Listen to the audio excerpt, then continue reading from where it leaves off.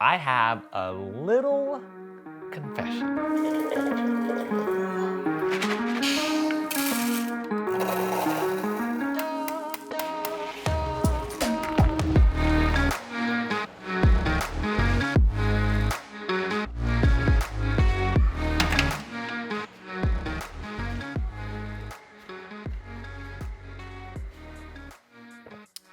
Hello everyone, welcome back to the Wolf Pack. Now, my confession is, even though I just had a shelf of shame, I did not buy anything online, but Jackie and I went to Target the other day, and we just happened to pass by the board game aisle, which was on the way to getting snacks and chips and stuff.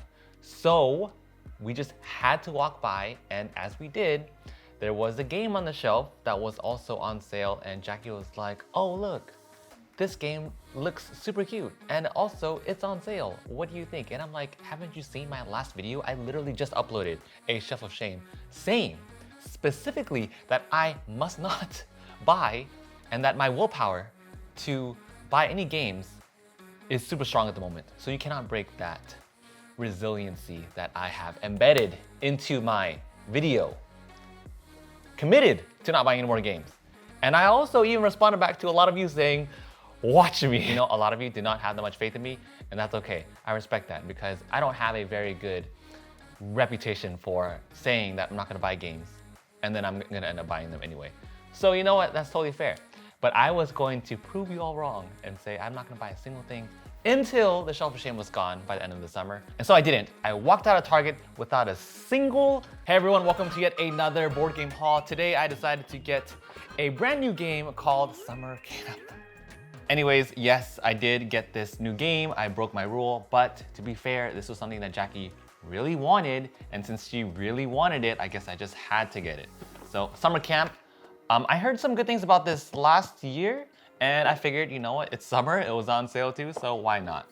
Anyways, today's video is all about saying goodbye to some games because actually I've never had a major culling. If anything, I might have gotten rid of 1 or 2 games over the years, but I've never had like an actual board game culling until today, and I'm probably gonna have a lot more in the upcoming near future. But with that said, I realized that the visuals for Lords of Hellas video recently that I did, it didn't match like the ambience that I was trying to go for. Like, I didn't realize how negative I was until I started editing the video, and then I realized like, shoot, maybe I shouldn't go all in for videos where I'm not like passionate about the game in a positive light because it's taxing all the way around. So with that said, I think I want to do some like mini review videos where I'm just going to talk about these are the games that are not staying in my collection, but I don't want to go back on my word and I don't want to give a full review on a game that I haven't played more than 3 times. So it's just going to be very, very light commentary and reasons why I am not keeping this game in my collection. It's not gonna be a full comprehensive review, so don't take it in that way. As a gamer, I know myself pretty well now in terms of like taste and what fits in our gaming group overall, not just what I enjoy, but what I can see all of us playing. So that's the premise going into these mini reviews. Okay, we're just gonna sit on the floor and do this. Number 1, Flourish. I am actually half-half about this one because we played through it once and it's just so simple. I mainly got it because I wanted an option for a 7-player game aside from party games. What do y'all think about Flourish? I think in comparison to Everdell, it just seems way too overly simple, but I just am not as interested as I thought I'd be in the mechanisms and how it plays out. So this one is like a half-half for me. Let me know what you think about Flourish. And should I keep it? Should I not? That one's on the top of the block. This one I'm saying goodbye to for sure. I mentioned this earlier too, but Tainted Grail is a major, major no for me. I wanted to love this game. Again, another Awakened Realms games where you have all this beautiful production and you get into the content, you get into the gameplay, and I'm just like, why? Why was it like this? So the big takeaway for me, why I don't want to play it again, is because fillers in a board game. When you're going through the story, you're going through the quests, I went through like the first 2 chapters, and consistently I just felt like I was just being led astray to just be led there. Like it didn't feel progressive, it didn't feel like it was part of the main story, it just felt like side quests that didn't give you any kind of plot points and anything interesting. I thought the story did start off really cool, but it just wasn't for me. So Tainted Grail, along with all these stretch goals and the expansions, the whole thing, that one's going. Oh, this is a fun one. This one caused a lot of really fun comments that I read on my channel. Ark Nova. Listen, if you like Ark Nova, that's totally fine. But just because I didn't enjoy the game after playing it multiple times doesn't mean I played it wrong, people. Because you know, it's okay for us to not like games. This was not a fit for me because of all the reasons listed in that review video. I don't know what to tell you. Then I just am not a fan of the mechanisms. I don't like the production value. And it just didn't seem as fun as I thought it'd be. It's also super long, and it feel like it overstays its welcome and it's longer than it should be. But that's just me and just my personal thoughts about it. If you don't agree, that's okay. Please continue to enjoy Ark Nova. But it's not going to stay in my collection because it is consistently not good for us, and I feel like for me, it just felt overhyped. So that was Ark Nova.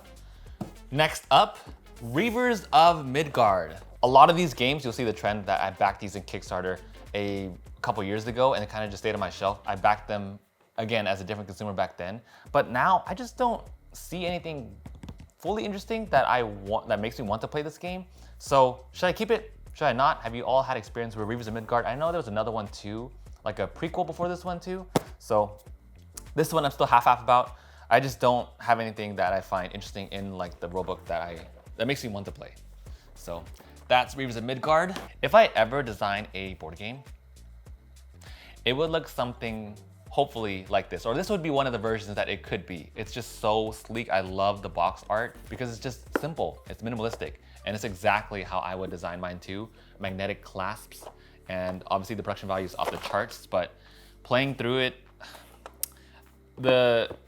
I usually don't complain about balance and how different characters are overpowered, but here the asymmetry doesn't feel too tight, doesn't feel strong.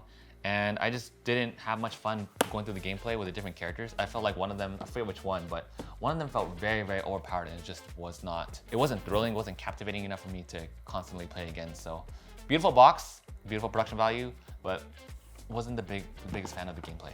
Okay, this next one, Sam, if you're watching this, I'm sorry. I have almost failed you, brother. I'm trying to hold on, but this is Imperium Classics. Card game, you can play it as a ton of different factions, but the rulebook is a monstrosity. I don't think I've ever read a rulebook this bad. Sorry to say it, but it is what it is. Like the rulebook is very, very difficult. The problem with a bad rulebook is that it provides the biggest obstacle that you need to get through to get to the gameplay. If the rulebook is bad and is presented in a way that's not intuitive and it's not friendly, which this one is not, if it's not like gamer friendly to learn, then it just becomes more and more tedious. And I feel like the payoff from spending time to watch like 4 different videos, I kid you not, I watched 4 other YouTube videos and I read through all the Board Game Geek forums. There were so many questions that people had that I had as well. And I just feel like the payoff going through all that isn't worth the gameplay yet. I played as 2 of the factions. I played as the Celtics and as the Romans. It's okay. I do like the end of it, like the engine building towards the end is really satisfying. I think that's really fun, but I just don't see myself getting back into this game when I have to constantly refer back to the rulebook and figure out how to actually play this game properly. But I will give one more try. I'm gonna try one more time with the Greeks because I know Sam loves this game and I know we have very similar card tastes. So I'm gonna try one more time. So this one's gonna stay a little bit longer. Okay, Clash of Rage. I just played through this recently. I have all the expansions for it. This was a Kickstarter back then. And the thing with Clash of Rage is that the battle is really, really lackluster for me. And I expected more coming from a very big miniatures heavy game with a ton of different factions. I was hoping actually that the factions were way more asymmetric than they were. But instead of having asymmetric clan factions, the differences between the factions are in the different units that you have. So they have different attacks and like health values, and that's pretty much it across all the factions. So that was a huge letdown. Again, for me, it just seemed like battle was very, very bloated. Like, who doesn't want to play a game like this? Like, I do. I definitely want to play a game like this, but it's just, the battle was just really, really sad and disappointing. I played through this twice with like the undead faction and like the red faction. And then the battle here, like the dice, there's only one side to the dice. and it's just a skull. And if you hit the skull, then that's damage. And that's it. That's as simple as battle is. So I don't want to get rid of this game, but unfortunately it's not going to be seeing much play on our table. However, there's one thing that this game did that I wish a lot more games did, and that is having holofoil cards, especially for like legendary type weapons. This was so cool. I love the holofoil weapons. So freaking beautiful. I love holofoil cards, especially when they're meant to be for like very powerful cards. It just makes it feel more rare, just like when you're collecting Yu-Gi-Oh cards and Pokemon cards. All the holofoils are all the really cool, strong ones. And I love that this game had the legendaries just like that. But again, like, why have all these legendaries, but then lackluster gameplay? So, beautiful production, absolutely stunning. Wanted to love it, but battle just really wasn't for me. In the Kickstarter campaign too, you could also choose your individual factions, and I chose the Undead faction. So, unfortunately, this one's gonna go to. This was actually a birthday gift to me a long time ago. Arcade Quest has been out for quite some time. I know my friends from Foster the Meeple love this game too, so I do want to give it one more shot before giving it up. I just don't see a dungeon crawl like this seeing much play, because a lot of us do like to play competitive. And the dungeon crawls that I do like to have, I like to have more story-rich games.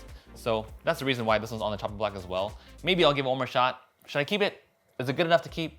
What do y'all think? Okay, 2 more games that are leaving for sure. Next one is Tsukuyomi. Again, another beautifully produced game, ton of different factions, but the rules actually were really hard to read because they had like backward letters. Like, I just was not a fan of this. I know it seems minor now, but see how Sentinels has like a backward N? Imagine this reading again and again and again. Like, the backwards lettering like killed me in this game. Like, just look at the cover art, and then the main box is white but with the red moon.